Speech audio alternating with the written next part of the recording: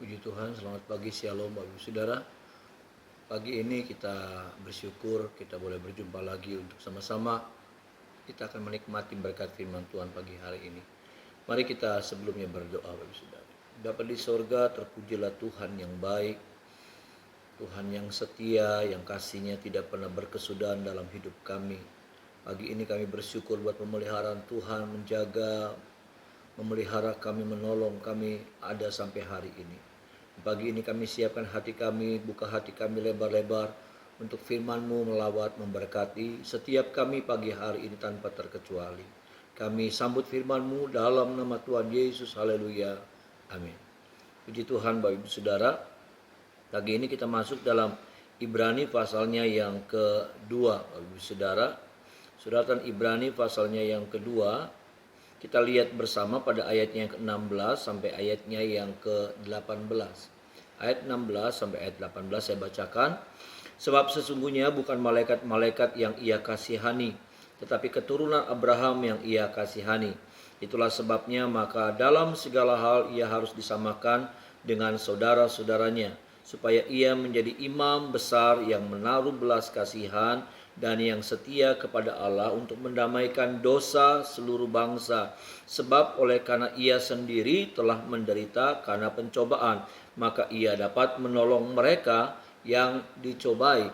Puji Tuhan Bapak Ibu Saudara, berita yang hebat, berita yang menggembirakan, berita yang mendatangkan sukacita buat saya dan saudara, bahwa Allah yang kita sembah, yang di dalam nama Tuhan Yesus Kristus, saudaraku, adalah Allah yang dikatakan sebagai imam besar kita, yang kemudian dikatakan Dia juga telah menderita, Dia juga pernah merasakan apa itu yang disebut dengan penderitaan.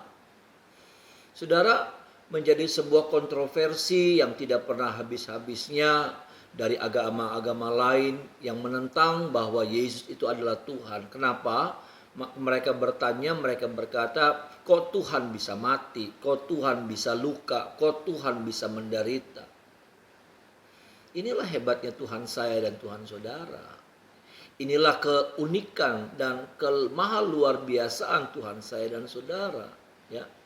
Mengapa Dia datang sebagai manusia? Karena satu hal, karena Dia menyediakan dirinya untuk mati. Karena kalau Dia datang sebagai rupa Allah dalam wujud Allah, maka Dia tidak bisa mati, saudaraku. Dan kematiannya itulah menjadi cara untuk penebusan, penyelamatan saya dan saudara sebagai orang-orang yang berdosa. Tetapi ternyata bukan cuma itu saja maksud Allah menjadi manusia di dalam Yesus Tuhan kita.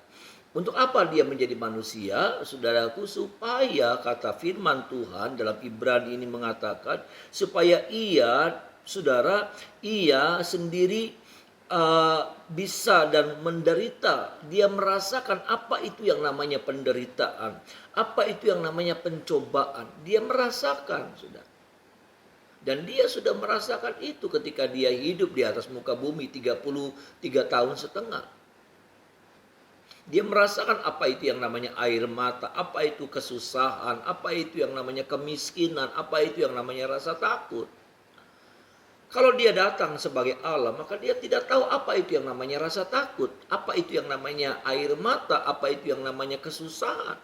Karena itu bukan rasa yang bisa dirasa oleh Allah, saudara. Tapi karena Dia hadir sebagai manusia, sama seperti saya dan saudara, dalam wujud manusia, sama seperti saya dan saudara, maka apa yang kita rasa, Dia juga pernah merasakan itu. Haleluya, saudara. Apa yang kita pernah alami, Dia juga pernah alami itu. Tekanan, rasa takut, impitan, susah, saudara, khawatir, dan lain sebagainya. Dia pernah merasakan itu. Dia pernah takut di Taman Getsemani sampai peluhnya seperti darah, saudara. Dia pernah dikecewakan, saudaraku, karena seorang muridnya kemudian berkhianat, saudara. Tidak cukup sampai di situ, ada seorang muridnya lagi juga menyangkal dia, saudara. Dia merasakan apa yang kita pernah rasakan. Itulah sebabnya firman Tuhan katakan, maka dalam kalimat yang terakhir, maka Yesus, maka Tuhan dapat menolong mereka yang dicobai. Ada amin, saudara. maka ia dapat menolong mereka. Dia bukan cuma mau menolong, tapi dia bukan cuma sudah merasakan apa yang kita pernah rasakan, saudara, ya penderitaan, kesusahan, tetapi dia juga karena dia Allah, maka dia sanggup tolong saya dan saudara, puji Tuhan. Maka dia sanggup tolong apapun masalah saudara dan saya. Ini berita baik buat saya dan saudara pagi hari ini. Dia bukan Allah yang kemudian menonton kehidupan perjalanan hidup saya dan saudara, kesusahan hidup saya dan saudara. Lalu dia menonton dengan tidak mengerti apa sih yang terjadi, kenapa sih nangis, kenapa sih susah orang itu, kenapa sih takut, ngadepin begitu aja takut. Dia pernah alami semuanya, rasa yang pernah saya dan saudara rasakan. Itulah sebabnya dia tidak pernah menganggap enteng apa yang pernah saya dan saudara rasakan. Karena dia sudah merasakan hal yang seperti itu.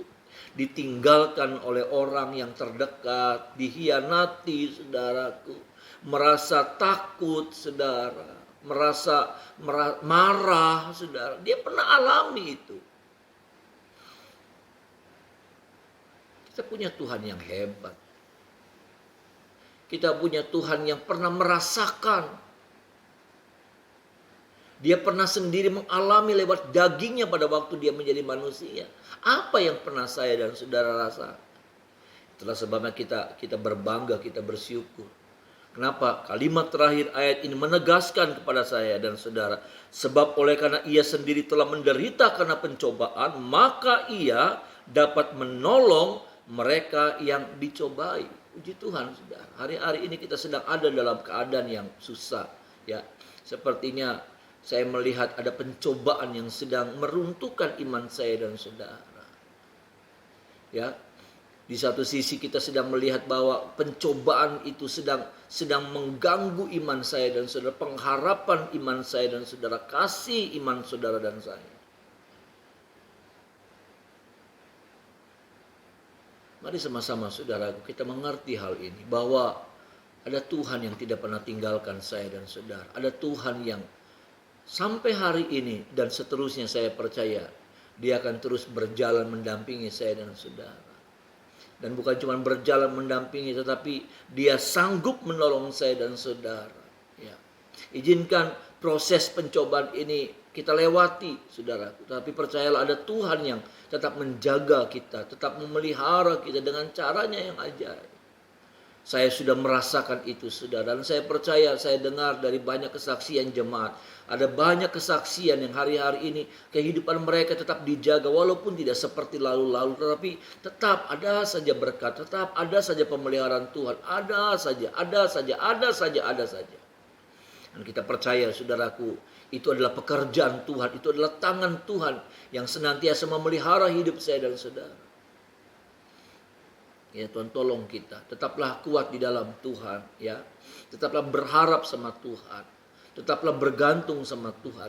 Kita punya Tuhan yang hebat, saudaraku, bukan cuma hebat kuasanya, tapi yang menarik, yang hebat di sini adalah dia pernah merasakan apa yang saya dan saudara pernah rasakan. Dia tahu apa itu rasa sakit. Dia tahu apa itu yang namanya kemiskinan. Dia tahu apa itu yang namanya rasa susah.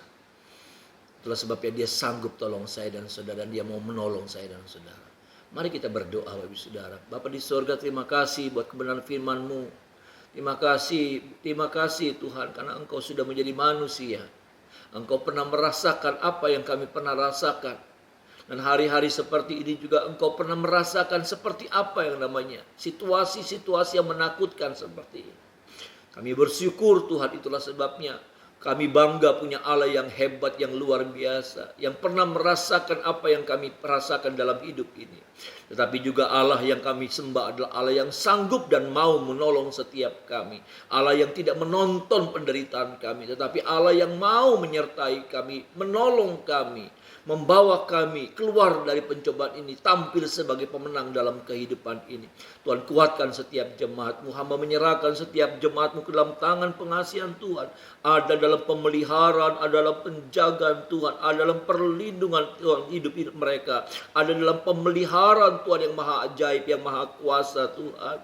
Tuhan memberkati senantiasa kehidupan mereka. Tuhan tetap mencukupi apa yang menjadi kebutuhan mereka. Tuhan, pagari rumah tangga mereka, kehidupan mereka, roh jiwa tubuh mereka dengan darah Yesus yang berkuasa. Segala bentuk kuasa yang sudah dipatahkan di dalam nama Tuhan Yesus. Hamba berdoa untuk setiap tangan-tangan yang terangkat yang dalam keadaan sakit Tuhan. Hamba berdoa di dalam nama Tuhan, jamah mereka. Mereka-mereka yang lemah iman, mereka-mereka yang sedang berputus harap, hamba berdoa belas kasihan Tuhan menjamah mereka, memulihkan mereka di dalam nama Tuhan Yesus.